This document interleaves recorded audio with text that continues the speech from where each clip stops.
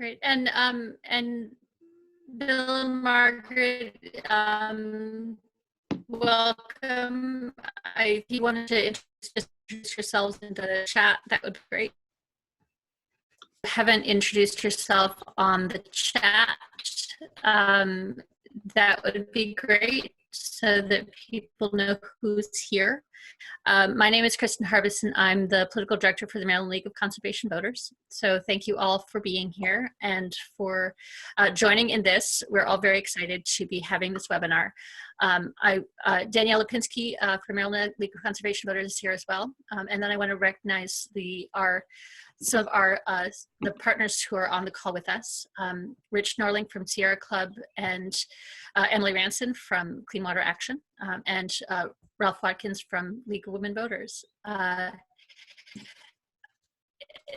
They wanted to give Nike and Tasman a chance to introduce themselves and their organizations. So Nike, do you want to talk about Black Girls Vote? Sure.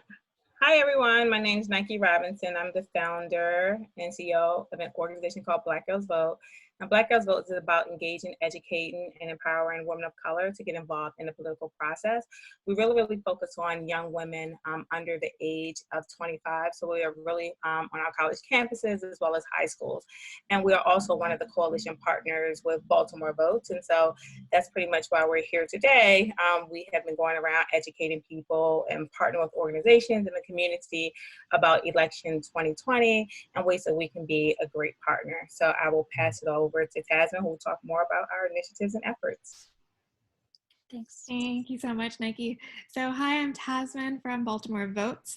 And our mission at Baltimore Votes is to make sure that every voter in every precinct votes in every election. Every person in every precinct votes in every election. So obviously that mission becomes a little bit harder right now when COVID-19 is changing the way that we run elections. So we at Baltimore Votes, along with our coalition partners, which include Black Girls Vote, Common Cause, No Boundaries Coalition, and others, have been working to educate voters across Baltimore about all of the rapid changes that are taking place to our elections and the way that they're being run. So one of our major events that we've been doing are weekly Vote by Mail 101 webinars, where we talk a little bit about what is vote by mail, what has it looked like across the country over the last 20 years, and then what does it mean here in Maryland on April 28th, most immediately, and then on June 2nd, looking a little bit further into the future. So we're really pleased today to be partnering with Maryland LCV to share all of that information with this community.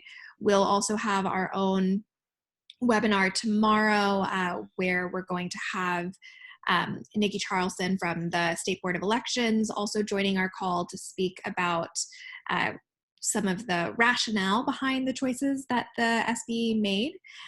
So if you enjoy this call and want to continue the conversation, you're always welcome to join us again tomorrow night, where you'll get a lot of the same information.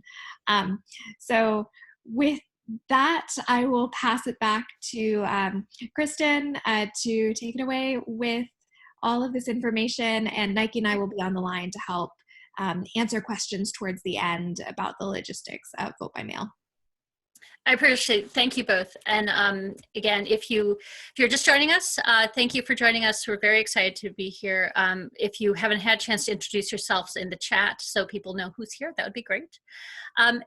So we were very excited to have Lindsay Schulten from our Oregon League of Conservation Voters join us. Now, Maryland obviously is just getting into the vote by mail sort of in an emergency fashion, but Oregon's been doing it for a long time. So we thought it would be really helpful for Lindsay to talk about, her program and how it's worked in Oregon, and to answer questions from a state that's been doing it for a while. So thank you, Lindsay, for being here. Oh, that's not what I was looking for. Oh, there we go.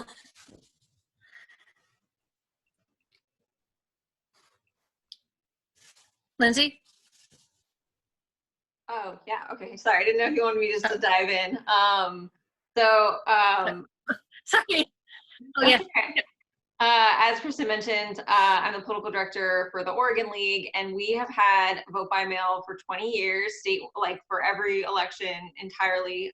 So we're the first state to go entirely vote by mail, and it's been a really, really big success. So I know you guys are kind of like being pushed into it in an urgent manner, which makes it a little trickier, but it's been shown in many, many studies to increase turnout. And so hopefully this can be something that you guys ultimately feel like was successful, but obviously step one is really making sure you're educating voters and educating communities. And it sounds like that's already happening, which is great. So I guess if ballots are hopefully out, the one flag I would say is GOTV is now then. That's how we treat it, is our ballots go out about 3 weeks before an election day. And then from then until election day is basically GOTV, get out the vote. So we're focused on, we do still have all of our scripts, do a candidate ID because we want to make sure we do that quickly before we move into, talking about voting. But it then goes into how do we make sure that they are going to get their ballot in.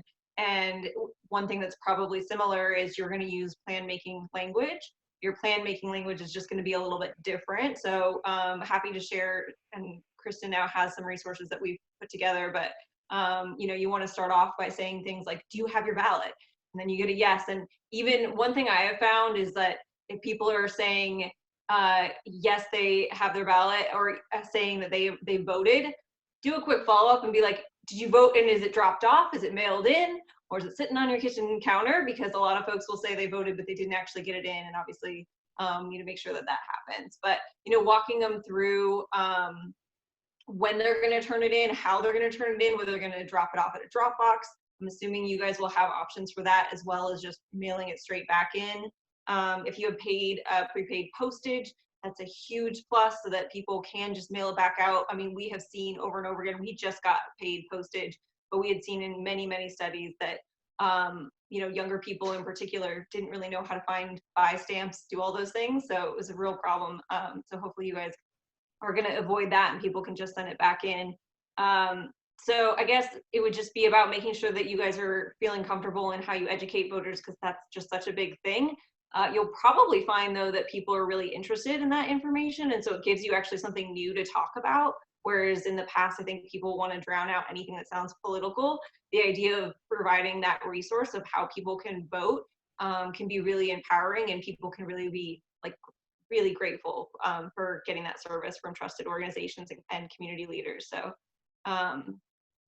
so yeah, I guess I'm happy to hang on the call and answer questions or talk more specifically about things. But plan making sure that you're able to walk people through how they're going to turn in their ballot and have that list handy of drop sites and other ways they can return it. Thank you. Yeah, so actually I've gone out of order in my slides, but it's so the just as an overview, so as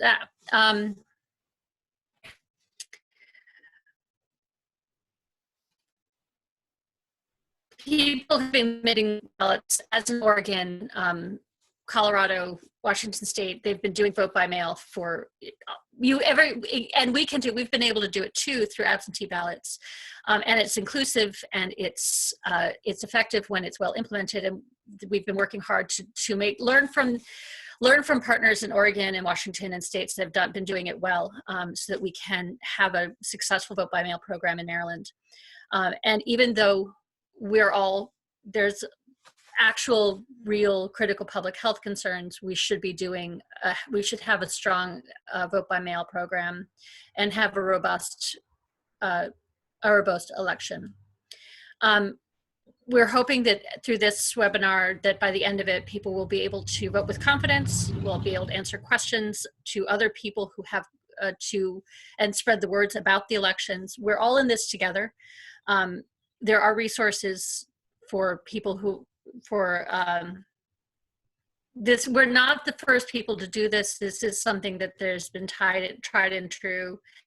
And hopefully you'll have the information to be able to share the election the information about the election to your friends and neighbors, and then take action, like as Lindsay talked about, getting people to the ballot, getting people to vote, and really increasing turnout.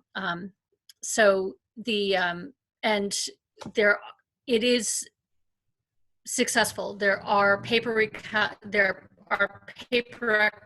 of every vote. It's easier for recounts. Fraud is very low. I don't know if Lindsay's in issues of security and voter security in Oregon has been not a problem. It really has not been a problem. I mean, so we don't require a witness signature, which I think is really important, and I would hope that no other state requires that. I know some states do, but so you get your ballot and it's your ballot, so you have to sign your own ballot, and that signature gets verified at the elections office. In our state, we primarily use staff that are trained in that kind of work. In some states, they also incorporate some amount of computer software that looks at signatures and verifies it. And then if somebody's signature doesn't match what they have on the voter registration file, they'll get a letter in the mail that's notifying them, and they have 14 days after the election to correct that by going in and having a new signature, new voter registration card basically filled out to do that. So on that part, it's very secure. I mean, I think you also mentioned you have the paper ballot. So that is an incredibly secure way to just make sure you can always do recounts. It's all the information is still there in a paper form, which is really nice. But if there are other pieces of the security, and we haven't seen fraud, I mean, I'm happy to also have compiled a list of the different studies that have looked at it, and our state's been doing it for 20 years, and we have not had any problem with people, returning ballots that are not their own or anything like that. Great, thank you. So, and I know Lindsay has to jump off in a few minutes, but I wanted to know whether, does anybody have any questions for her about Oregon or about vote by mail is happening there? And I can't see the chat. Danielle, can you? So no questions so far. If anyone does have questions, please feel free to type them in the chat and we can go from there. Ralph did say from Sierra Club that Maryland does not have, League of Women Voters, Maryland does not have signature verification, which is a potential concern, and several organizations urge the Board of Elections to establish a process to allow voters to cure defects in the signature process, but the board has not responded as of yet. Yeah, this is something, it is an ongoing process. Things are changing on daily as we're trying to get our system in place. So thank you again, Lindsay, for jumping on and giving us a view from the left coast. Yeah, and I'm happy to hang out. I have till 3, so for 3 3 my time. Sorry, for your time. Excellent, thank you. So the bulk of this webinar is for really to talk about our program moving forward, and Joanne Antoine is best person I know to talk about where things are in the elections. So Joanne, take it away. Hi everyone. Thank you to LCV, Baltimore Votes, of course, for having us on today. Again, my name's Joanne. I'm Executive Director of Common Cause Maryland. And for those who aren't familiar with us, we're a nonpartisan watchdog organization here in the state. And we work on a number of issues, but obviously voting rights being at the center of all of it, right? Ensuring that everyone is able to have, every eligible voter is able to have their voice heard in the political process, and that those in power are working in the public's best interest. Now, I'm not even sure where to start, right? There's been so many changes that have taken place over the last few weeks. Obviously, COVID-19 is not something that the public or our state administration expected, and while the governor has been working to ensure that the public is healthy, organizations like ours, our coalition, our partners are ensuring that our democracy is healthy as well, right? Business continues as usual, and while our governments and agencies are functioning, our elections need to happen as well. So I don't have the specific date in front of me. I don't know if you want to go to the next slide. But Governor Hogan in March issued a proclamation. The proclamation mandated that our primary election be postponed. So the primary was originally scheduled for April 28th, and it's since been scheduled for June 2nd, and that our special general election in the 7th Congressional District, this is the district that the late Congressman Cummings represented, that election be conducted all by mail. Now, advocates really quickly, responded, right? Our concern is making sure that even in times of COVID, that elections are accessible, secure, and that they run smoothly. So I think initially we all were concerned about the lack of in-person voting for the special election. Having an election be conducted completely by mail would disenfranchise leaves the risk of disenfranchising voters with disabilities, those who need to use a ballot marking device, and where even if that ballot is sent to them electronically, might not have a printer, postage to get it out, might not be able to physically leave their homes to deliver it. It would disenfranchise voters who can't read, right? Voters who maybe English just is not their first language and they need assistance at the polls. Those who, through no fault of their own, don't have a mailing address. And then there are just going to be those cases where the voter doesn't receive their ballot. They've called the local board, they've requested it multiple times, no one knows where it is, right? And then same day registration. So having this in-person aspect really was critical to ensuring that this election in the 7th Congressional District was able to run smoothly. So April 13th, all of the ballots, the first round of ballots went out. I believe it's over 50,000 ballots that went out to anyone who is a registered voter. So again, if you're not sure if you're registered, if you haven't received your ballot yet, this would be the time for you to go and check to make sure that your name is on the roll so that a ballot is sent to you. April 16th, so this date has been changed. Originally, April 16th would have been the date where the local boards of elections would have started the canvass process. This is where we're opening and we're scanning ballots. This would be entirely streamed because, again, we can only have a limited number of individuals in these locations at once, including the candidates and their representatives. So this date has been postponed because the local board is waiting on PPE, so materials to make sure that they're safe. Sanitizer, masks, wipes, whatever would ensure that we are trying our best to keep the local board staff and anyone else who's in there safe.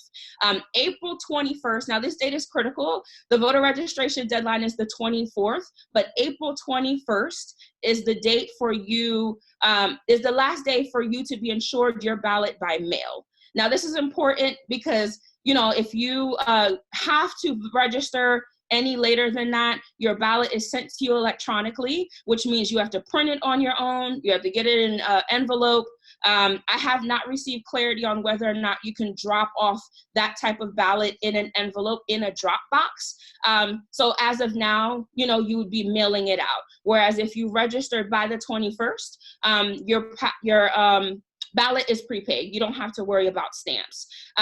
Now, again, important, April 28th is the date by which your ballot has to be post-dated. So you have until the 28th, 8 p.m. I don't think any post offices are open at 8. So whatever, deadline the post office is open is when you need to get it into that staffer's hands to make sure it's accepted.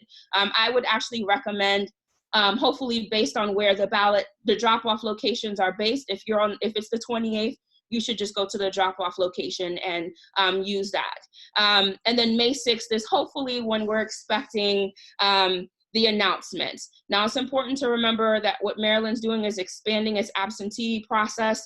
On a typical election, I believe it's less than 10% of eligible voters who are voting absentee. So the number of ballots that are coming in are a lot. There's also a limited number of people that can be in these participate in this canvas, so we expect it to go long, but we're hoping that May 6th is when we'll know who has won. I don't know if we want to go to the next slide. Thanks, Joanne. We had a question from the chat that I wanted to put out, but it looks like someone did answer it. Thanks, Ralph. Do you know if there will be ballot issues on the primary ballot? What do you mean? Oh, on this primary, not the special election. I am not sure. There may be, if there's any local ballot measures. I know that there are, no, I take that back. Ballot questions would be on the general. That would happen during the general election. I apologize. So there would not be any ballot questions on your primary ballot. All of that would be during the general election. Great, thank you. Ralph also confirms. It's still me. So again, deadline the 24th. Again, if you register between the 22nd and the 24th, your ballot will be sent to you electronically. Remembering that you have to secure your own postage and you have to get it in by the 28th date.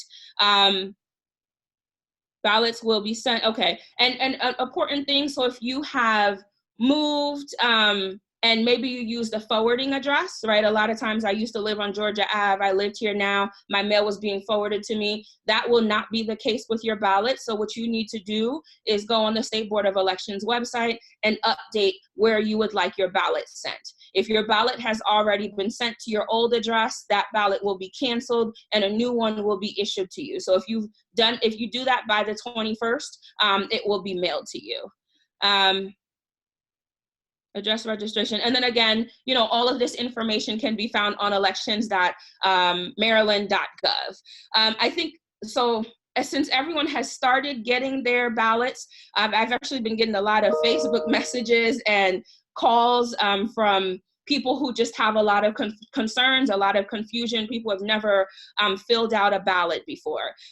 Now, if you once you get the ballot, there are clear instructions in there, but some of it is not easy to find if you're someone who just goes straight to the ballot like me. So we wanna make sure that every voter who gets it, you fill in that bubble completely for whichever candidate you choose, and that you're using a black pen. I believe the ballot says blackened, you know, make sure you've blackened the circle.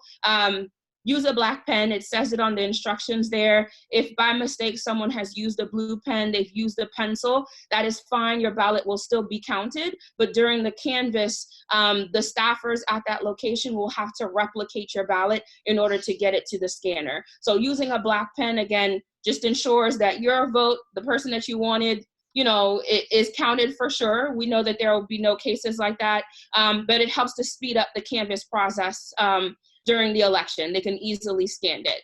And again, there's some additional confusion regarding prepaid postage. Your ballot, so because all of the changes happened really quickly, the State Board of Elections, when printing out the ballot, you'll see in this gray box area that it still tells you to return your ballot using 2 stamps. And then on the other side, it tells you, you know, you can either send it without postage or you can include 2 stamps and help save the state board or your local board of elections money. Again, this causes a lot of confusion. You do not need a stamp. You do not, I'm actually recommending don't include the stamp. There's a reason why emergency legislation was passed, and even though it was not signed into law, we don't, you know, we don't want this to be a difficult process, especially if it's your first time using it. So if any voter has any confusion, they don't need it. If they still don't feel secure, tell them to wait till election day and go drop, or not election day, whatever amount of days that the drop boxes will be available once they come in, to go drop it off in the ballot box. Again, your own postage, it doesn't have to, so you have 2 ways to drop off your ballot, again, by mail because it's prepaid, or you can hopefully drop it off at these secure drop-off locations. The local Board of Elections will be going in regularly to pick up ballots at the drop boxes, and there will be 24-hour surveillance as well. And then every jurisdiction, yes, and then there will be 3 of these locations in the 7th Congressional District. So 1 in Baltimore City, 1 in Howard County, 1 in Baltimore county, and hopefully they're in locations that are easy to get to, central to those in the community, easy for those who don't have access to a vehicle as well. If we go to the... We had a couple questions come up, and I didn't know if you knew the answer to them. But one person asked if did the BOE talk about keeping post offices open later to accept ballots, or is that not? That's probably not likely, right? They did not. No, I mean this doesn't change the way that the USPS would engage with us on in a regular absentee process. It's just you want to get it in by this date, and then there's this additional way now, the drop boxes, which helps out.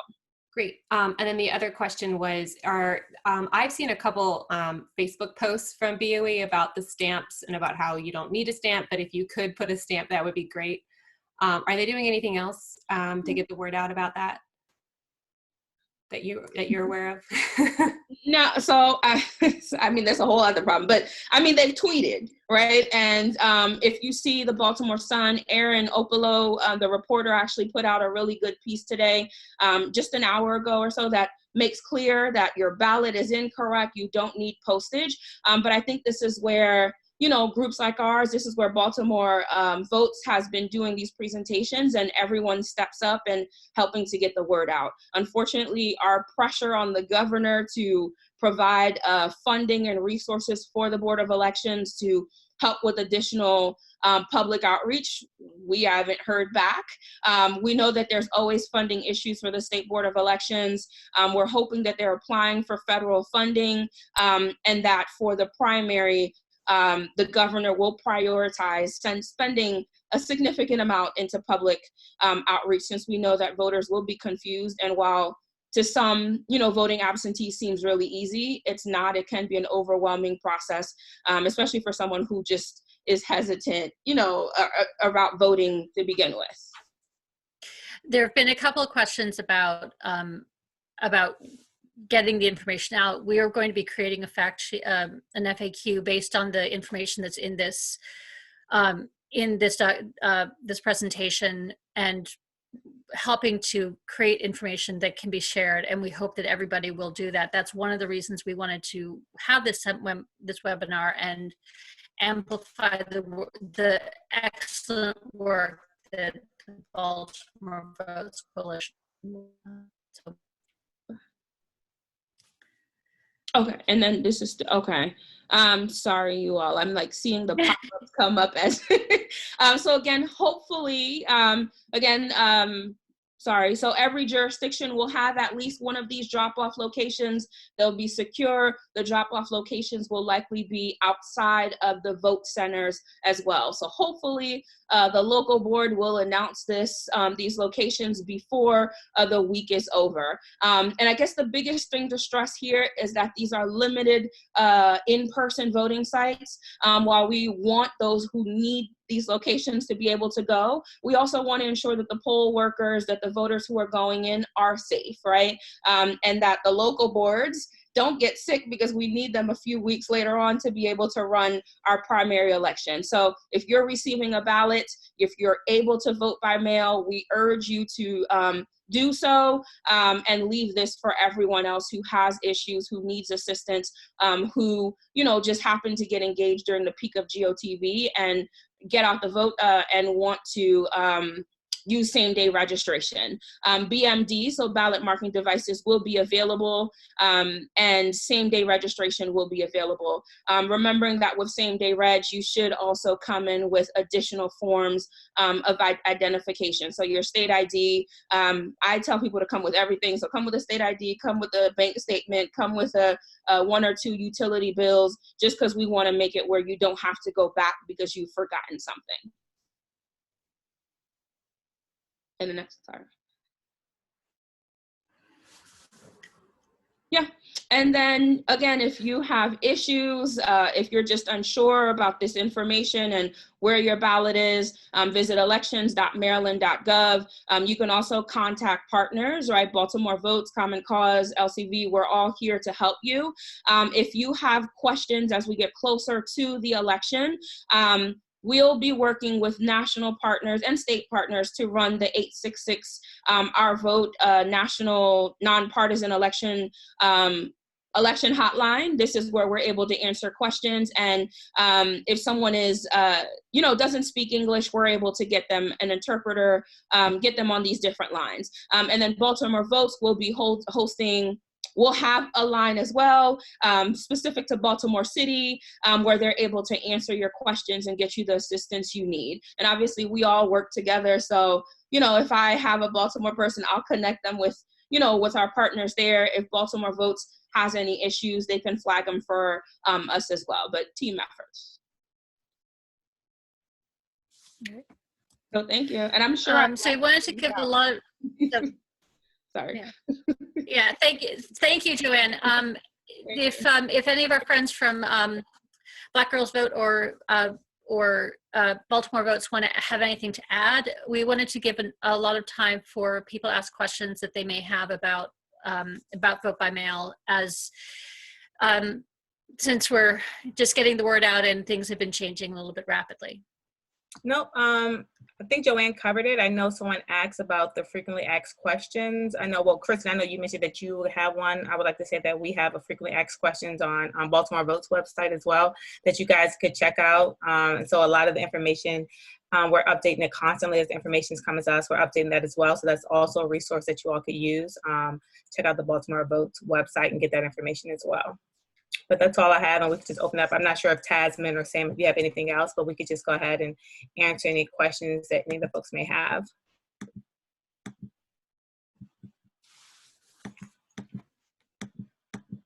Tasman did put the link to the frequently asked questions in the chat box, and I can also include it in the follow-up as well. Oh, great, I missed that. Oh, yeah, I see it.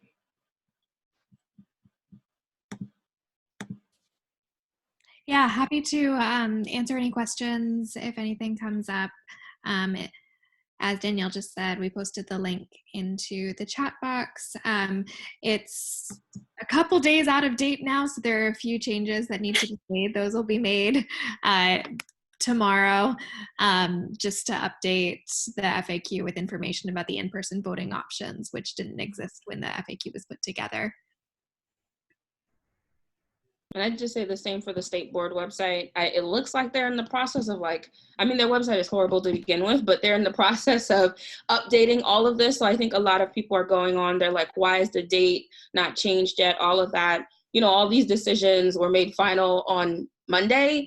And while they're updating the website, they're also planning for our first full mail election. So it's just been a lot, and capacity needs. So I think this is where organizations, community leaders are having to step up and help with the outreach until the governor steps in.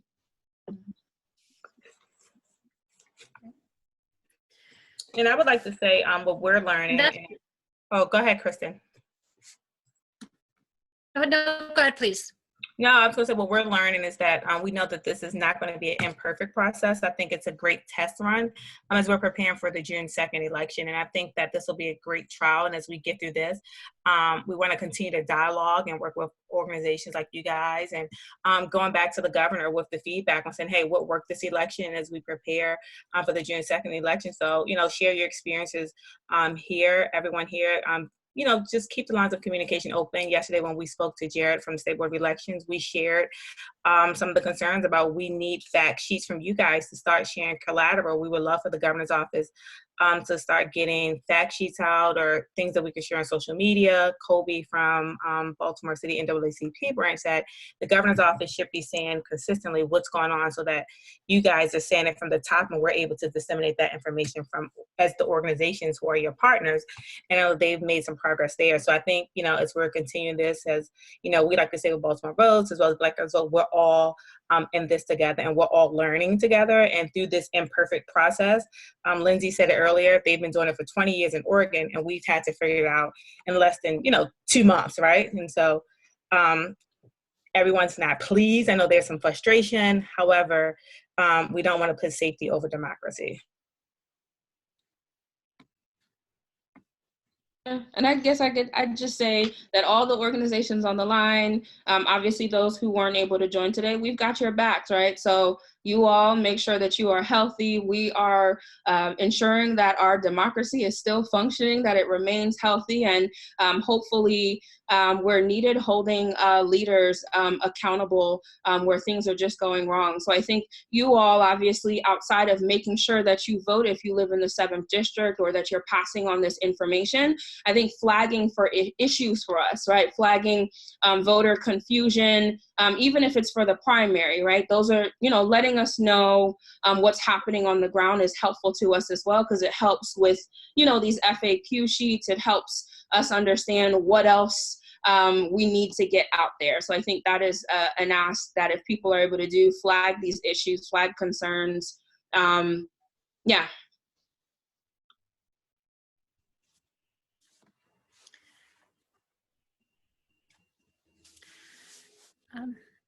And that is the end of the program of the webinar as we'd planned it. We'd wanted to give lots of time for questions if people have any. If not, we certainly could leave you in peace.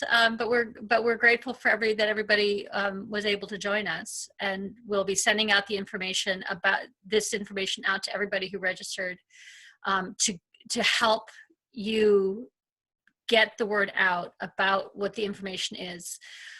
We want everybody to be comfortable with voting. We want them to feel safe, that their votes are secure, that their votes will be counted, and be able to help disseminate the information.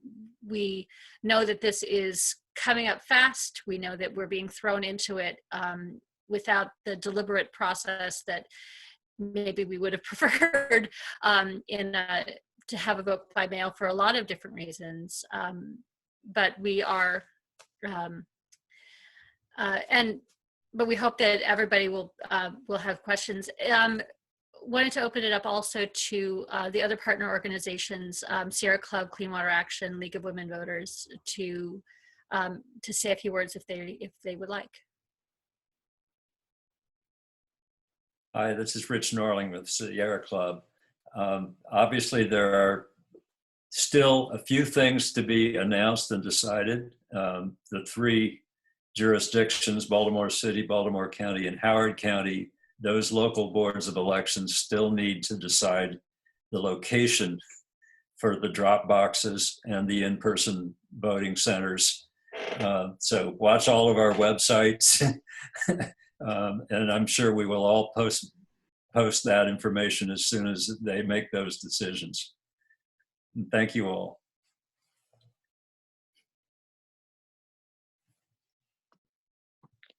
Our Emily from Ralph, League of go ahead. Women Voters, our Vote 411 website has the candidates' statements. Since this is a general election, everybody can vote in it. And we also include on Vote 411 links to, like if you want to check your voter registration, it will take you to the State Board of Elections website. Like Joanne said earlier, it's a pretty easy thing to remember, elections.maryland.gov. From our vote411.org website, we do it the other way, where we ask the question, I want to check the election, I want to check my registration, and that will take you to the right section of the State Board of Elections webpage. So it just depends on what you're comfortable navigating with. Great, thank you. Emily or Jennifer, do you want to say something from Clean Water Action? Thank you all for hopping on. It's good to see so many interested folks.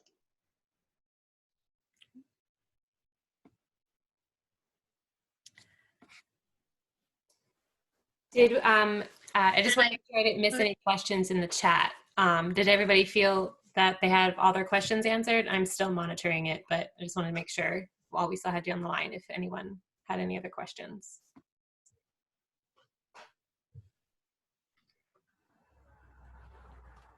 I mean, I just have a question in case there's anyone in the 7th district on the line who has gotten their ballot. I mean, how are you all feeling, not about the candidates, but, you know, about having to vote absentee, right? Just general voter sentiment. Do you feel okay dropping your ballot off in the mail? You know, are you thinking of going to a local drop box? Or if there's no one in the 7th district? So I live in the 7th district. I think I just got mine this morning, which is really exciting. I requested an absentee ballot a couple weeks ago when all of this was kind of happening. So I've never voted absentee before, so I'm excited. So yeah, I feel pretty confident in the system. I'm kind of bummed because it's such like a community event to go vote. Like you can see neighbors and it's like, yeah, we're in this together, but it's good to have this option. So I feel confident. So I filled mine out today. I'm also in the 7th. I have to say, I think the instructions were pretty poorly written. That was a little bit disappointing. I actually think I felt a little bit of anxiety while filling it out. You know, looking at my envelope, looking at it, did I use the right color pen? And I will flag that the language that they used was blacken, not use black pen. Which, come on. Yeah. It does say black pen somewhere, like when you go into the instructions. But the few calls and Facebook messages that I've gotten have kind of expressed the same thing. And then I did want to flag for people. So if someone registers to vote and mails in their voter registration form, know that your absentee ballot is going to say ID required, right? So that's another layer that I think folks didn't expect.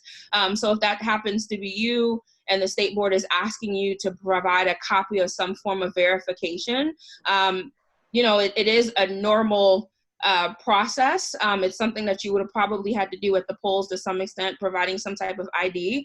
So this is their way of verifying that it's you. But I realize that the ballot doesn't tell you why, you know, ID is required. So these are all things that I'm hoping at least the confusion around the stamps will be addressed for the June one, but I think no doubt we have to take a look at improving our overall absentee ballot layout, everything from the envelope and so forth. I'm also in the 7th. I got my ballot. I'm certainly comfortable with mailing it in.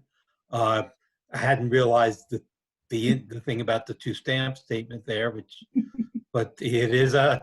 I was about to say it's a practice run. That's not the right term, but better this election than others. And I echo what Danielle said about the community event and community gathering, and so down the road. But sitting in the spring of 2020, it's got to be done. Yeah, I live in the 7th. I haven't gotten my ballot yet. I haven't voted absentee since college, but you know, I'm looking forward to getting my ballot. I'm waiting with bated breath. Yeah. I'm also in the 7th and haven't yet received my ballot, and am a little unconfident about it because I moved in the last couple of weeks from one location in the 7th to a different one. And I updated my registration theoretically in time, but I'm wondering what the recourse would be if my ballot didn't show up. So if you haven't gotten it in the next week or so, you can go online and request again, or just call the local board of elections and say, hello, where is my ballot? Can you send it again? And they can check on the status. There's also a link on the elections.maryland.gov site where you can check the status of your ballot and see if it's been sent out. So between those options, hopefully you can track it down. I'm kind of in the same position, actually. I changed my registration 3 weeks ago, a couple weeks ago, to be in the 7th district, because I lived in Silver Spring before. And I have not, I actually just got an email that my ballot is ready electronically, and I have just realized that I don't have a printer. So I'm going to have to go on and request a paper ballot now to be sent, because who has printers? Yeah, you'd be surprised. I mean, I didn't have a printer. My office had to send me one. So yeah, that's what I was planning on, going into an office and printing it out. Yeah. Yeah. And I think the one thing we didn't say was remembering to sign. I forgot to mention it. So there is no curing process for this election. Unfortunately, there's just no time. So if you make sure you're telling your friends, folks, sign the envelope, sign and date it, or else your ballot will be rejected. That is a big piece where hopefully for the primary, we can get the state board to agree to creating a process depending on, when the ballot is received, notifying you that you forgot to sign it and giving you an opportunity to, but that just won't happen for the special election. So sign it or else your vote just won't be counted. And one thing about the reason for don't use pencil on your ballot. The graphite flakes off, they discovered, and sticks to the lens of the scanner and creates problems. So that's why they're specifying ink. So use ink on your ballot. And then, like Joanne said, be sure to sign that envelope that your ballot goes in.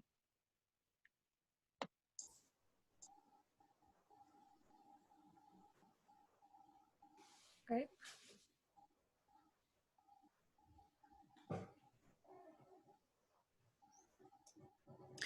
Well, and if there's nothing else, if nobody else has any other questions or comments, discussion, really appreciate everybody's time. Just to Sharonda, so if you are blind and you have received an electronic ballot, there is an electronic, an electronic signature, electronic filling of the, filling of the form completely. So you would be able to sign it electronically. But the hurdle there is just, does the individual have a printer, and a stamp and all of that to get it out? But yes, that is available. It is accessible for those who need it.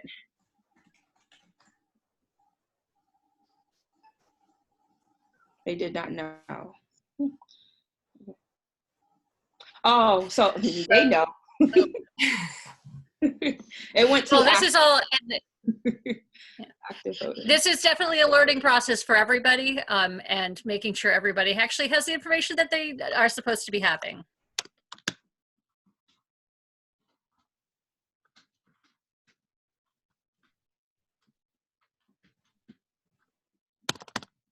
Great. Well, just as a reminder, we've recorded the webinar that we're going to be sending out to folks and putting it out on the Facebook event.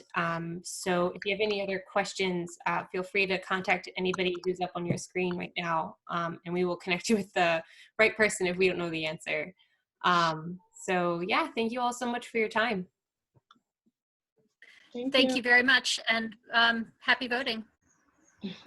Thank you. Bye. Bye, everybody.